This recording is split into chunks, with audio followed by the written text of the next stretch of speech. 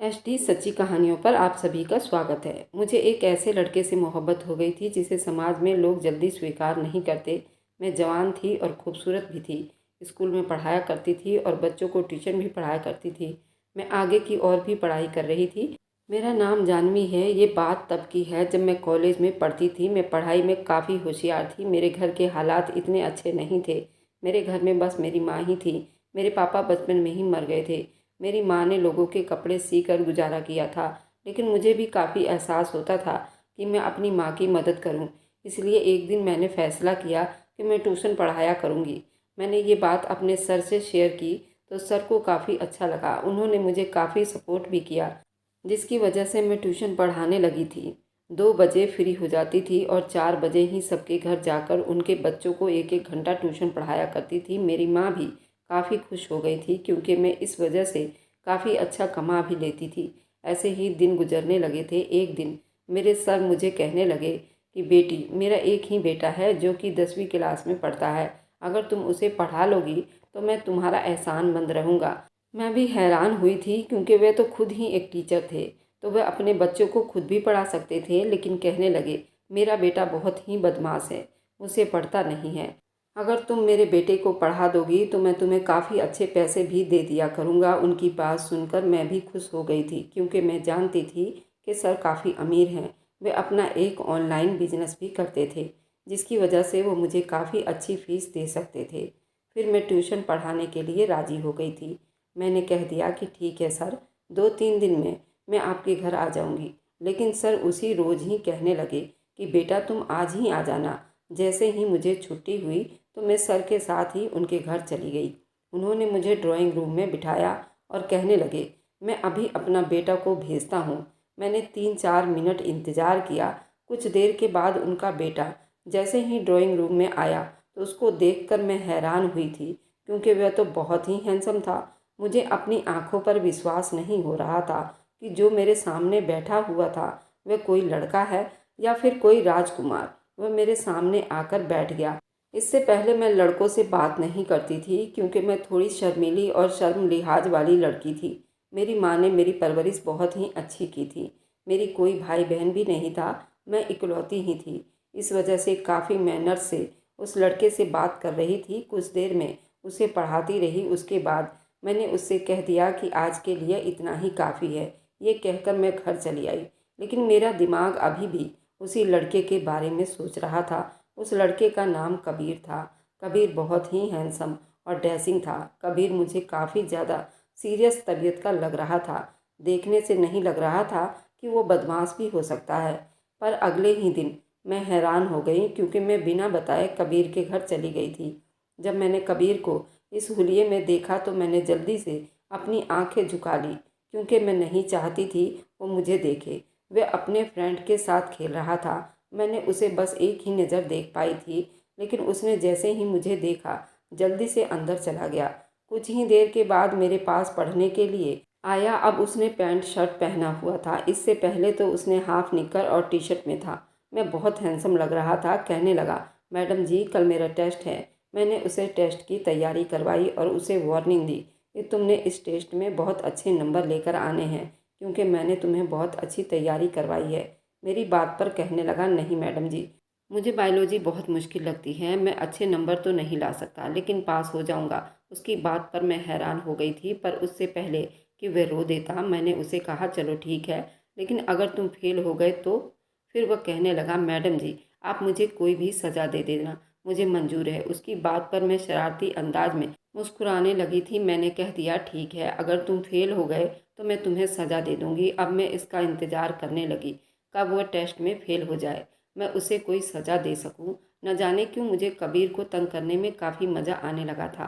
फिर अगले दिन भगवान ने मेरी सुन भी ली और वह टेस्ट में फेल हो गया था। मेरा दिल खुशी से उछलने लगा था, लेकिन मैंने बनावटी गुस्सा अपने चेहरे पर सजाया और कबीर से कहने लगी, ये तुमने क्या कर दिया? मैंने तुम्हें इतनी अच्छी तैयारी करवाई थी, लेकिन तुम टेस्ट में फेल हो गए हो। वह कहने लगा, मैडम जी आप मुझे जो भी सज़ा दो मुझे मंजूर है। मैंने जो भी पढ़ा था वह सब कुछ भूल गया था। मैं क्या करता, मुझे बायोलॉजी बहुत मुश्किल लगती है। वह बहुत मासूमियत से मुझे ये सब बता रहा था। मैंने उसे कहा कि मैंने तुमसे कल क्या कहा था।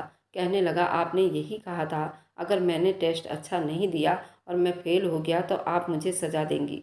मैंने उससे कहा कि ठीक है, फिर क्या सज़ा चाहिए? वह कहने लगा, आप मुझे जो भी सज़ा दें मुझे मंजूर है। उसकी मासूमियत और खूबसूरती पर मेरा दिल बहकने लगा था। मैंने एक नज़र उसके ऊपर डाली थी, यहाँ हम दोनों के अलावा कोई भी मौजूद नहीं था। मेरे साथ इतना हैंडसम लड़का मौजूद था और उसकी बॉडी की बनावट को देखकर मेरा दिल बहकने लगा था। अजीब अजीब से ख्याल आ रहे थे। मेरे ऊपर शैतान सवार हो गया था। मैंने उसे धीरे से कहा, तो फिर ठीक है, मेरे पास आओ, मैं तुम्हें सज़ा देना चाहती हूँ। कबीर बहुत ही मासूम था। वो मेरी बात मान गया और मेरे पास आकर बैठ गया था। मैंने उसे पूछा कि तुम कितने साल के हो? वह कहने लगा कि मैं तो 17 साल का हूँ।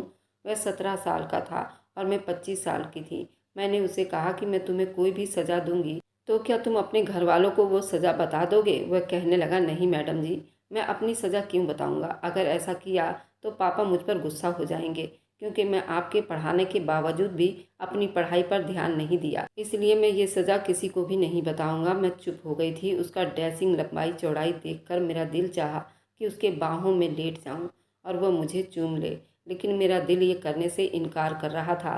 कहीं ना कहीं मेरी माँ की दी हुई अच्छी परवरिश ने मुझे रोक लिया था। इसलिए मैंने फैसला कर लिया और उसे कहा कि नहीं, मैं आज तुम्हें सज़ा नहीं दूंगी, लेकिन अगर आइंदा तुमने किसी भी टेस्ट में इस तरह की कोई भी गलती की और फेल हो गए तो मैं तुम्हें ज़रूर सज़ा दूंगी। चलो आज के लिए माफ़ कर देती हूँ। तो वह खुश हो गया था और मैं वापस उसे पढ़ाने लगी थी।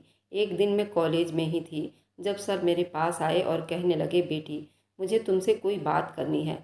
मैंने सर से कहा कि सर मैं क्लास ले लूं, उसके बाद आराम से आपके पास आ जाऊंगी।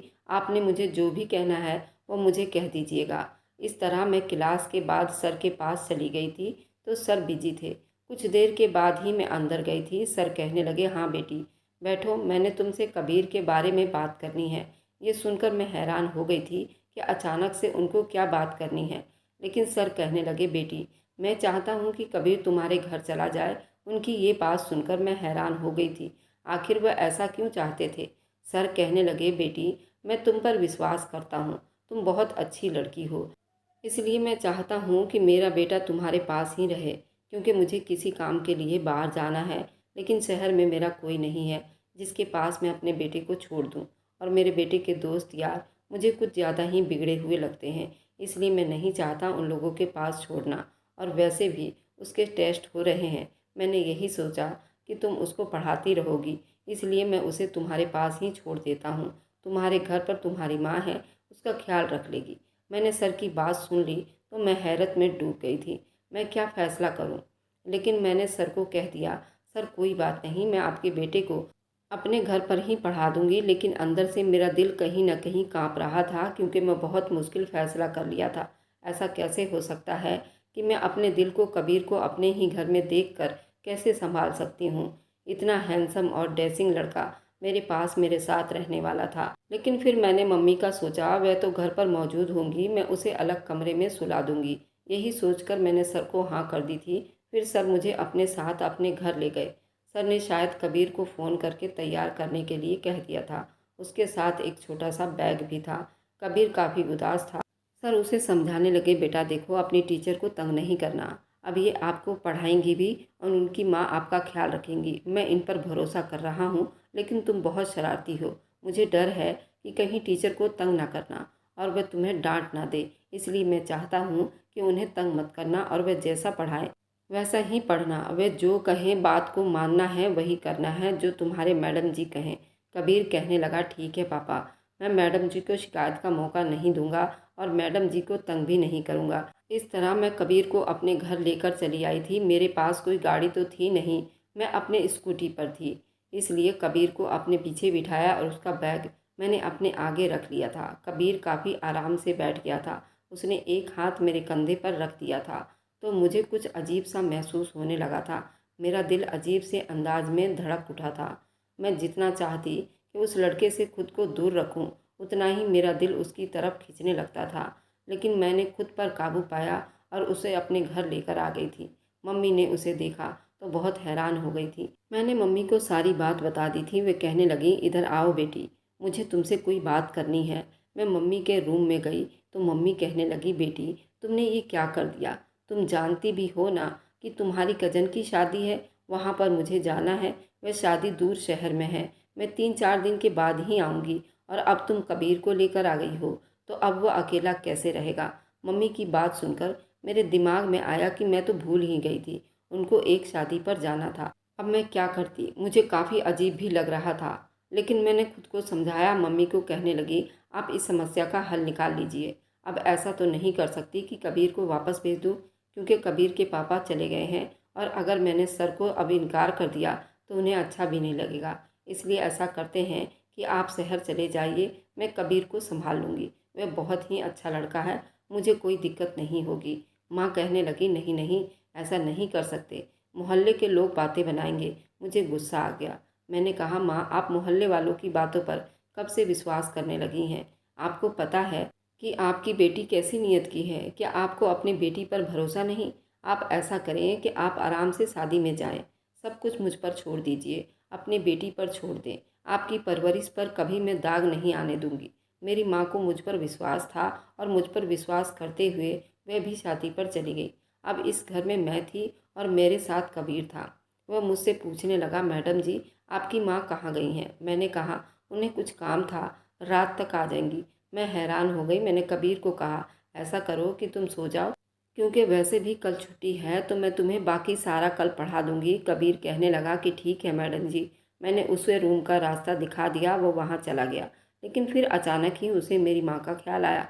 वह कहने लगा, मैडम जी आपकी माँ तो अभी तक नहीं आई, वे कहाँ हैं? मैंने उससे बहाना बना दिया और कह दिया कि मम्मी रात को आ जाएंगी, वह बस पास में ही गई हैं, वो बहुत जल्दी आ जाएंगी। उसे मेरी बात पर विश्वास आ गया था, लेकिन अंदर से मैं परेशान हो गई थी, क्योंकि मुझे अब लगने लगा कि मुझे ऐसा नहीं करना चाहिए था, मुझे उससे झूठ नहीं बोलना चाहिए। लेकिन मैं मजबूर थी। मैं नहीं चाहती थी कबीर को पता चले कि इस घर में हम दोनों अकेले हैं और उसके दिल में मेरे लिए बदगुमानी पैदा हो जाए। वह ड्राइंग रूम में जाकर लेट गया था, तो मैं भी अपने रूम में आ गई थी। मैं गहरी नींद में थी। तभी मुझे ऐसा लगा जैसे अचानक से आधी रात को मेरे रूम का दरवाज़ा खुल गया था। मेरे रूम में अंधेरा था। मुझे ऐसा महसूस हुआ जैसे कोई मेरे बिस्तर पर आकर लेट गया हो। ये देखकर तो मेरे होश उड़कर रह गए थे। अचानक मुझे कबीर का ख्याल आया। मैंने जल्दी से अपने रूम में मौजूद हल्की लाइट ऑन कर दी, लेकिन जैसे ही मेरी नज़र कबीर पर गई तो मैं हैरान रह गई थी।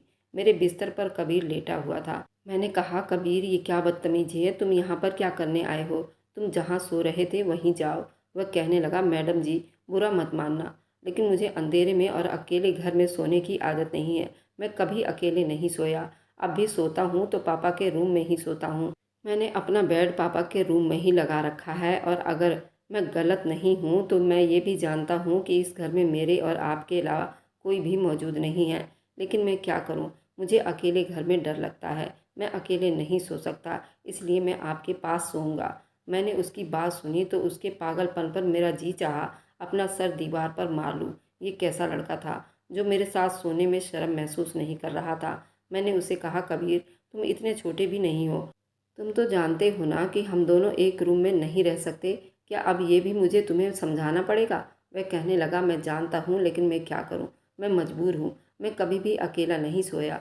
मैं बहुत देर से अकेले रूम में सोने की कोशिश कर रहा हूँ, लेकिन मुझे बहुत ज़्यादा डर लग रहा था। बहुत मजबूरी में मैं आपके कमरे में आ गया हूँ। मैंने सोचा चुपचाप आपके पैरों की तरफ जाकर सो जाऊँगा, लेकिन अकेले कमरे में नहीं सोऊंगा। ये कहकर वह रोना शुरू कर चुका था। उसकी आवाज़ मुझे अंदर तक बेचैन कर रही थी। मैंने जल्दी से कहा, अच्छा चुप हो जाओ, मैं कोई हल निकाल लेती हूँ। लेकिन मुझे कोई हल नज़र नहीं आ रहा था, इसलिए मैंने फैसला किया एक फोल्डिंग अपने बगल में बिठा लेती हूँ, उस पर कबीर सो जाएगा, और उससे कह दिया कि तुम यहाँ पर सो जाओ। मैं बेड पर सो जाती हूँ। वह कहने लगा, मुझे बेड पर नींद आती है, मुझे फोल्डिंग पर नींद नहीं आती। मजबूरन मैंने उसे अपनी जगह दे दी। वो बेड पर सो गया और मैं फोल्डिंग पर सो गई। मैं अंदर ही अंदर खुद को डांट रही थी। मेरे दिमाग में ये बात क्यों नहीं आई कि मेरी मम्मी घर से बाहर जा रही हैं, वह घर पर नहीं होंगी, तो मैं कभी भी कबीर को अपने पास ना लाती। लेकिन अब कबीर मज़े से मीठी नींद सो रहा था, जबकि मुझे फोल्डिंग पर नींद नहीं आ रही थी। ऊपर से कबीर के सोने का ढंग मुझे और भी डिस्टर्ब कर रही थी। उसकी बॉडी शेप देखकर मेरा दिल भी मचल रहा था। ऊपर से कंबल भी नहीं ओढ़ रखा था, पूरा कंबल उतार के फेंक दिया था और बेड पर फैल कर सो गया था। बार बार मेरी नज़र उसके ऊपर उठ रही थी और मेरे दिल के जज्बात बेकाबू हो रहे थे। मैंने जैसे तैसे खुद पर काबू किया था, लेकिन मैंने सोच लिया था कि अब आगे मैंने क्या करना है। अगले दिन मुझे काफ़ी गुस्सा आ रहा था। कबीर जल्दी उठ गया था। उसने लाइट ऑन कर दी।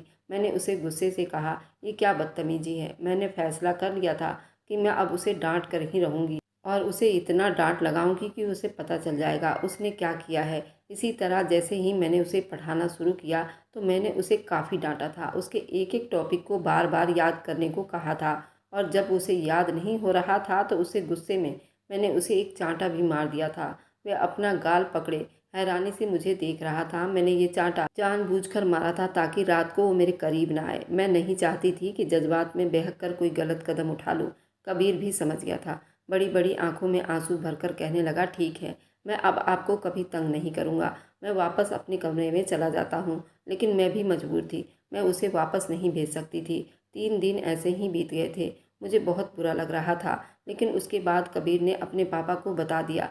लेकिन सर ने मुझे कुछ भी नहीं कहा। वह तो बल्कि शर्मिंदा थे और कहने लगे, मैं आपसे माफ़ी चाहता हूँ। मैं जानता था कि मेरा बेटा बदमाश और शरारती है।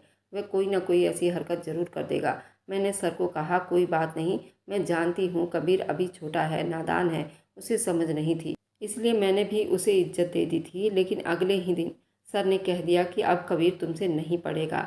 उसके लिए कोई और टीचर का इंतज़ाम करूँगा जो उसे पढ़ाया करेगा और तभी वह उससे डर कर पढ़ेगा भी। इस तरह अब वो मुझसे नहीं पढ़ता था।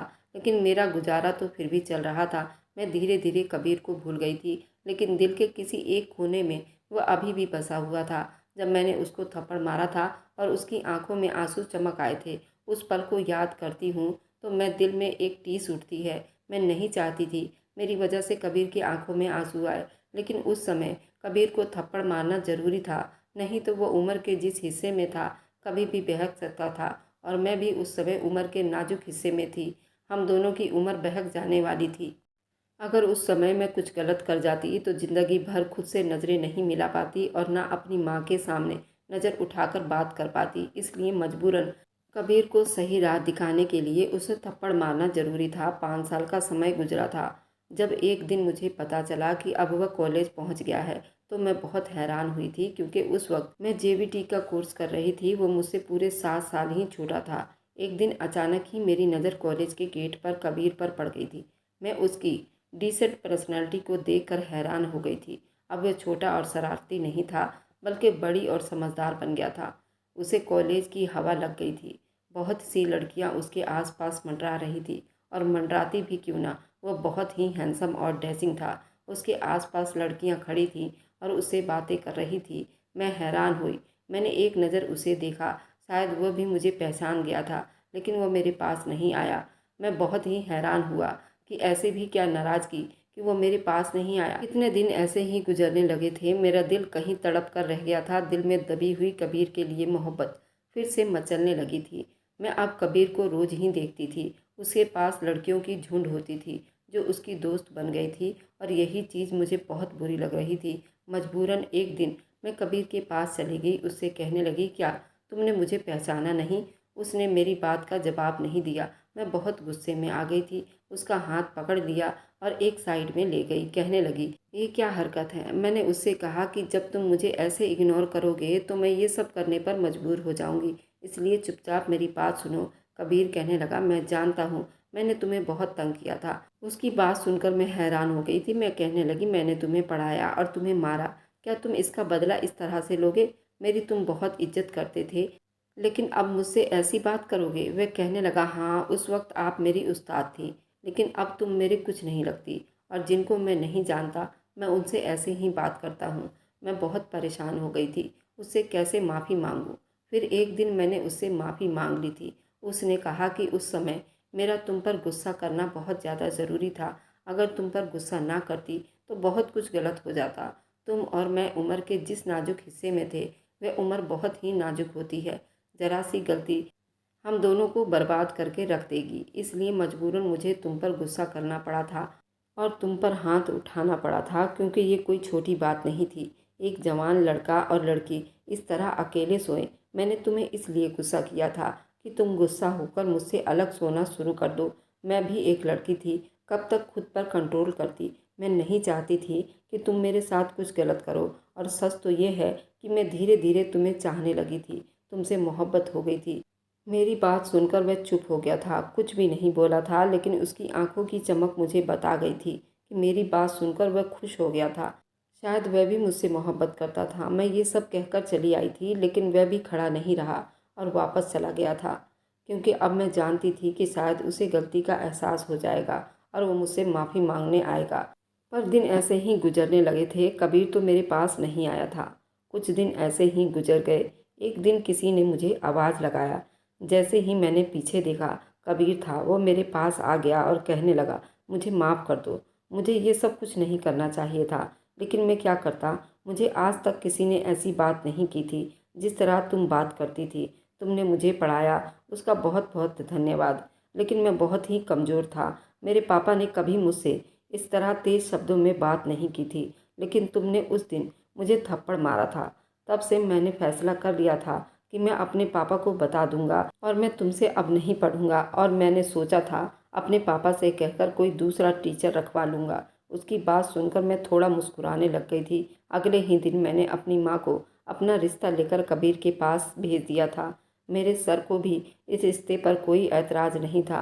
वह खुशी खुशी इस रिश्ते के लिए राज़ी हो गए और ठीक 15 दिन के बाद कबीर मेरा हस्बैंड बन गया था। मैं दुल्हन बनकर कमरे में बैठी हुई थी। वो मेरे सामने बैठकर मुझे निहार रहा था और मैं शर्म से अपने आप में सिमटी जा रही थी। मैंने उसका हाथ थामे हुए कहा, कबीर, अब तुम पूरे अधिकार के साथ मेरे बिस्तर पर मेरे साथ मुझसे चिपक कर सो सकते हो, क्योंकि अब तुम मेरे पति परमेश्वर। ये कहकर मैंने अपने पति के पैर छुए। उसने भी मेरा हाथ चूम लिया था और वह भी शर्माते हुए मेरे सीने से लग गया। दोस्तों, ये लव स्टोरी आपको कैसी लगी? मैं कबीर से पूरे 7 साल बड़ी थी। ना ही मेरी उम्र से कबीर को कोई प्रॉब्लम थी और ना ही कबीर से मुझे। शायद आप लोगों को उम्र की वजह से ये लव स्टोरी अच्छी ना लगी हो। आप लोग ज़रूर बताइए, क्या हमारी लव स्टोरी ठीक थी? अगर आपको आज की कहानी पसंद आई है तो वीडियो को ज़रूर लाइक कीजिएगा और अपने दोस्तों के साथ शेयर भी कीजिएगा। और हाँ, अगर आपने अभी तक हमारे चैनल को सब्सक्राइब नहीं किया है तो ज़रूर सब्सक्राइब कर लें। मिलते हैं हम अपनी कल की एक नई दिलचस्प कहानी के साथ। मुझ पर सदा अपना प्यार और स्नेह बनाए रखें। सभी को मेरा प्यार भरा नमस्कार दोस्तों।